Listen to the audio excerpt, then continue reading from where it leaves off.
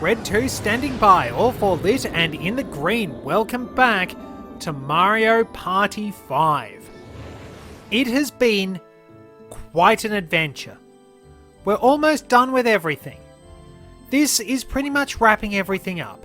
I'll be touring the minigame mode again, but I also want to show off a few records and things. So we started off early on visiting Kalmar, and now we're going to wrap things up as we visit him.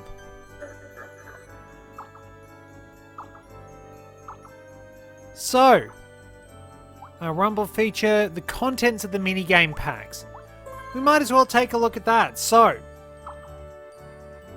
all pack, that's pretty much all of them. We don't really need to look at that one. Easy pack. They have Coney Island, Ground Pound Down, Chimp Chase, Flower Shower, Dodge Bomb, Fish Upon a Star, Frozen Frenzy, Pushy Penguins, Leaf Leap, Nightlight Fright, Popstar Piranhas, Mason Confused, Dinger Derby, Fish Sticks, Wheelflower, Vicious Vending, Coin Cash, and Rumble Fumble. Some of these probably shouldn't be on there. Then we've got Flatiator, Square, Revolving Fire and Heatstroke shouldn't be on there. They suck! Beam Team, Tubital, Lose It, Mathletes, Fight Cards, and Curvy Curbs. Defuse or Lose, Mario Can, Clock Stoppers, Handy Hoppers, Panic Pinball, Rumble Ready, Sub-Marathon, Manic Mallets, and Banking Coins. And unsurprisingly, the button mashing game isn't there, and the Lucky Lineup is there, but Bell Blasters isn't, which stinks. Dual games, Shock Absorbers, Countdown Pound, Shy Guy Showdown, Get a Rope, Pump and Jump, button mashing, Headway to Merry Poppings, Pound Peril, Pound of Music, Wind Wavers. Action Pack, our action mini games.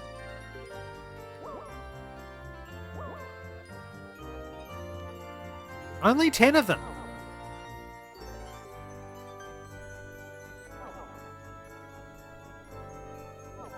Very, very small amount in the action pack. Skill pack contains difficult mini games. Also only 10. Some of these also appear in the easy pack.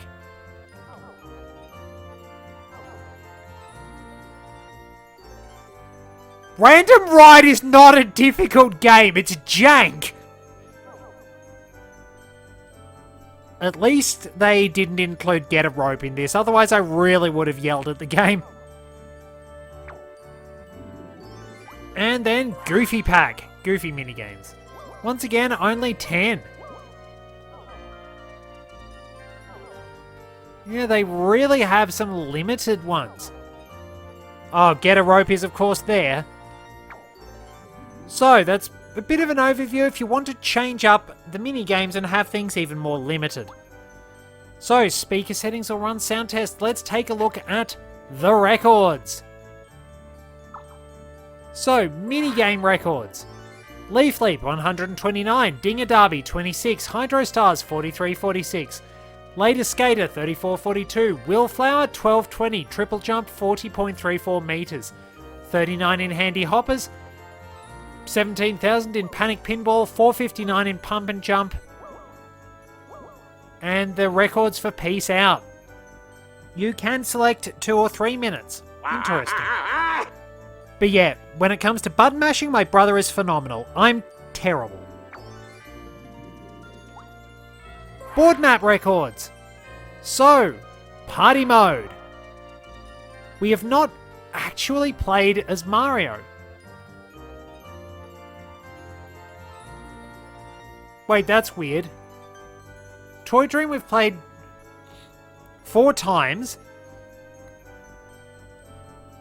I've only played it 4 times, yet Luigi, yeah, we've got 6 numbers up there. That's weird.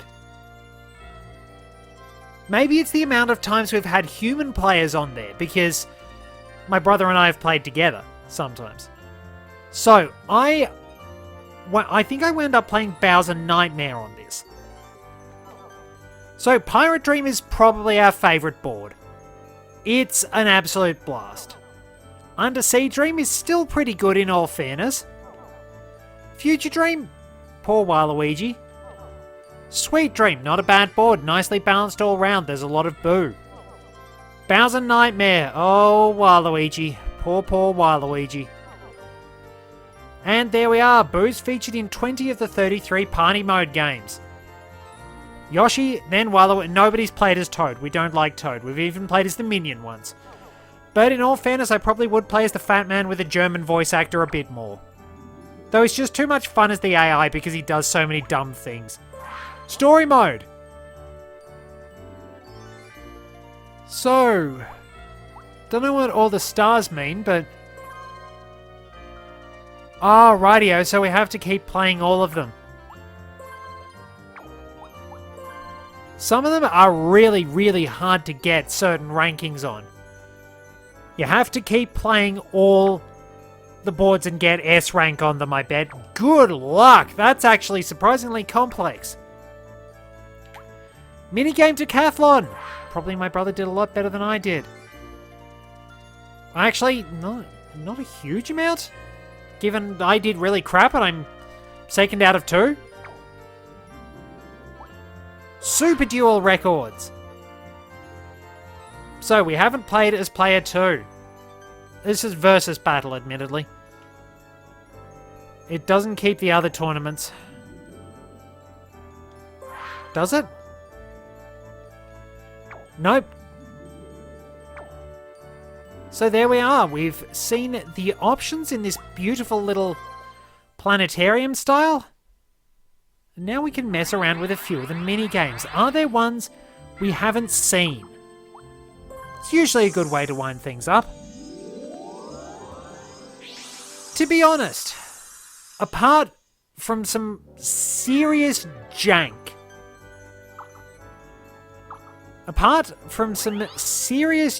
along the way, this has been one hell of an adventure.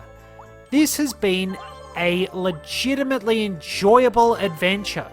There have been so many amazing moments along the way. There have been many entertaining moments, a bit of frustration along the way. But overall, it's just been a pleasure to bring you this project. It's been fun. It's actually a bit better than I remember it, because yes, it has some jank. I really don't like beach volleyball. I've been screwed over in typical Mario Party fashion because that's how Mario Party goes. But I've been surprised that even hard AI wasn't always that challenging. But apart from that, it's still been a lot of fun. So let's see. I don't want to encounter dingers as long as I live. We've done pretty much all of these. We've seen all the 4-player games.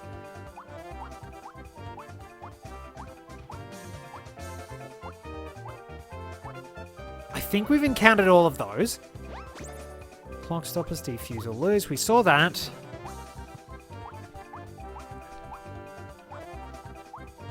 Right, now there is one that we haven't seen.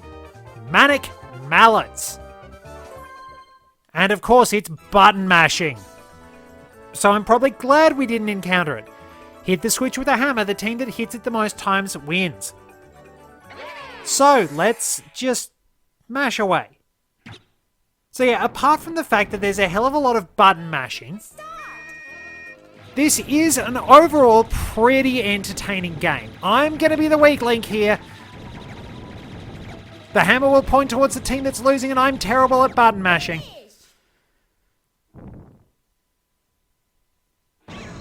Now, in the unlikely event that you actually get a draw in this game, the hammer will turn sideways and flatten both teams, which is a really cool touch. So, we didn't see Tug-O-Dory, which is a button mashing game. I might as well demonstrate Tug-O-Dory. Pull your opponents off of their platforms by tugging on a rope. The last player remaining on his or her platform wins. Unsurprisingly, it's button mashing. It sucks. At least I think it sucks anyway.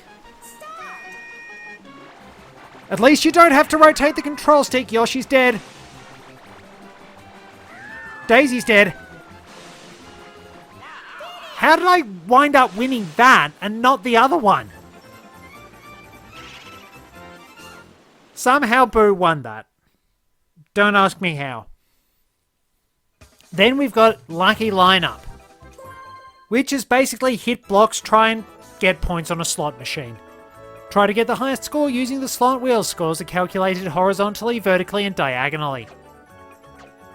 3 sevens, 50 points. 3 cherries, 10 points. 3 shells, 5 points. The star in the middle is a wild card. So it's just sort of mash and hope. So yes, this game does have a bit of a reliance on luck at times. It does have a bit of reliance on button mashing too, which is an absolute nightmare.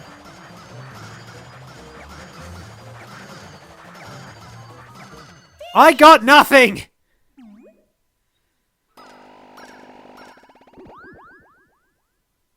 So, Daisy got nothing as well.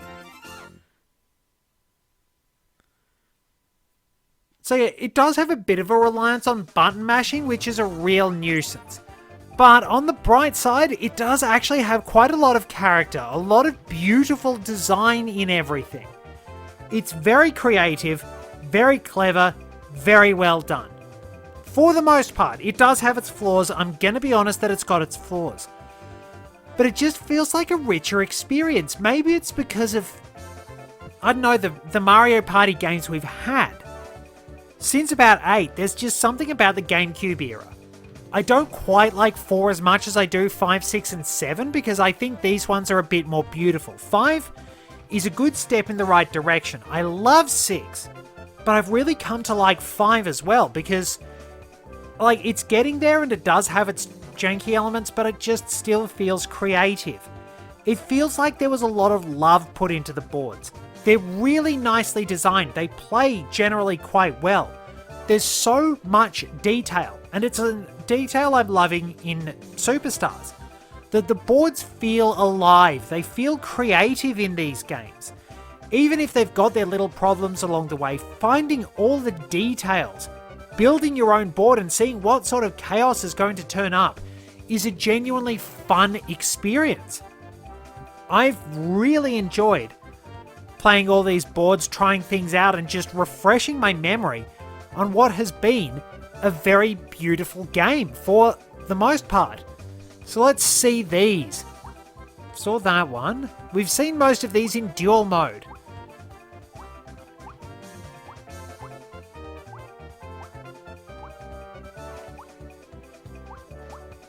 So there I think we've seen all the dual games. We've seen all the Bowser games, we've seen all the DK games, and we've seen the story mode. So, what to do? What to do? Well, I think we've got to go at least one round in one of the jankiest and stupid minigames in the entire franchise, Vicious Vending. We've got to do this at least once. Who's going to get Charlie Browned? I got a rock.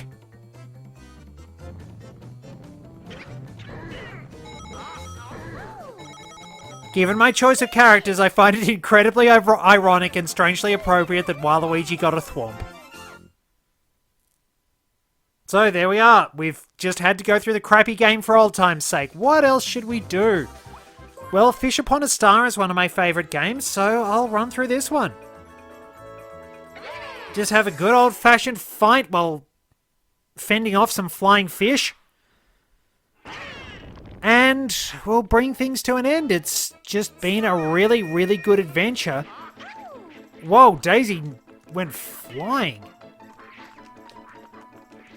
It's like the fact that this has so many additional modes along the way is one of its greatest strengths. The fact that in this game there is so much content is a big advantage. We've lost a lot of this. There's a lot to do, a lot to enjoy If you don't want to do the regular parties, you've got Card Party as an absolutely phenomenal option. It's surprisingly entertaining. It can be very complex. And then I fall to my death. Did we get a draw? Yes, we do. So, Card Party is absolutely beautiful. The mini-game modes, the amount of things you can do in the mini-game mode. That alone is just really impressive. It's like, there's so much to these games, and that is always going to be a major part of them, that they just have so much to them. That is really the strength of Mario Party 5 for me, that while it does have its flaws, those are eclipsed by the fact that this is such a richly creative game with so many ways to play. I mean, Super Duel Mode. Damn it, I got myself squashed in 3 seconds. Blood for the Thwomp Gods! My blood! But still blood for the Thwomp Gods! Maybe I shouldn't monologue while trying to avoid being sacrificed, because it never goes very well. So, we might as well just dredge up Random Ride one last time. See if the order does actually change. Because, like, the depth of content in this is very impressive, and it almost feels like it's a bit harder for some modern games to get to that. Because there's so much pressure, you can't wait to get the game out there. I think we have randomized the order. It's like, you've got to have everything going now, in a sense. It's the way the market works, unfortunately. Yoshi's picking first. I will get feeling good. Man, there are some really ridiculous names in there. Somebody picked Totally Terrible. I should have picked Totally Terrible. Daisy picked Totally Terrible. Watch Daisy beat me. But yet, kind of the pressure of the market is probably the issue that hinders some of the modern games, because they sort of have to get things out, get money. Oh, Waluigi actually went out first. Daisy's gone, and it'll probably be Yoshi who wins. Okay, that worked. There we go. But yet, I don't really blame the developers. They're kind of hamstrung because they've got to try and make money, get money for the companies and things like that. But I do hope they can sort of use the option of continuing to add that sort of free DLC and things, because it's like, okay, if we need something out now, then we can add a bit more to it. It's got its problems, but sort of knowing that you could at least wait and you've still got something like this waiting for you. That, okay, you can take your time and then you get a masterpiece. Or something at least close to it. That's really, really good. And these games, we had to wait a while for them, but they were magnificent. There was still so much charm. There's just... Maybe it's the nostalgia talking, in all fairness. There's a bit of nostalgia talking. But this is still a very fun game. The GameCube era, I think... Because these days corporations sort of play it safe and things. When you had those eras where you could goof around and you could do a few things that were a bit risky. You could have sillier things like this. You could have Waluigi doing his crotch chop in Mario Strikers Charged. You could have Sunshine, which was such a departure from the normal for Mario. It was janky as hell, but it was really good. You had these Mario Party games, which just mix things up a bit while still remaining familiar. I think they got things right in terms of changes, and they didn't stick you in the blasted car. Because I really, really do think that for the most part, after 8, the series kind of fell off. Like, I do like 9 a bit. I hate 10, which was ironic because it was one of the only Mario Party games that didn't screw me over for a long time. It just sucked. And the handheld ones, Island 2 has sucked and the AI blatantly cheated. I can actually state evidence on the once has happened since twice is coincidence, third time is a pattern rule. And Star Rush was sort of okay, but It was interesting, but it's not... You could have stuck another label on it and it would have worked just as fine. The top 100, well, it wasn't even the top 100. It was more like 99 of what could possibly be your favourite minigames, plus the beat goes on. Because the only time anybody has liked that, I pretty much guarantee you, was the famous Bazza Bazza game. That one sucked, and it was just kind of a glorified minigame mode. But Super was a step in the right direction. Superstars, I want them to add more content, not because I think the game is bland, but because I want more superstars, and I hope that they've actually got the time to work on things and polish it a bit. This could have used a bit more polish, maybe, but it's still so much fun. It's been a delight playing this. It has been an absolute joy, and I am so happy that I could do this. I've really enjoyed it, and I've really been, for the most part, there was a bit of profanity when I got the ultimate Mario Party moment going against me, and Undersea Dream was just a drag. But overall, it's been one hell of an experience, and I'm really glad I had you all along with the ride. So, where to after this one? Well, we're sticking with the GameCube.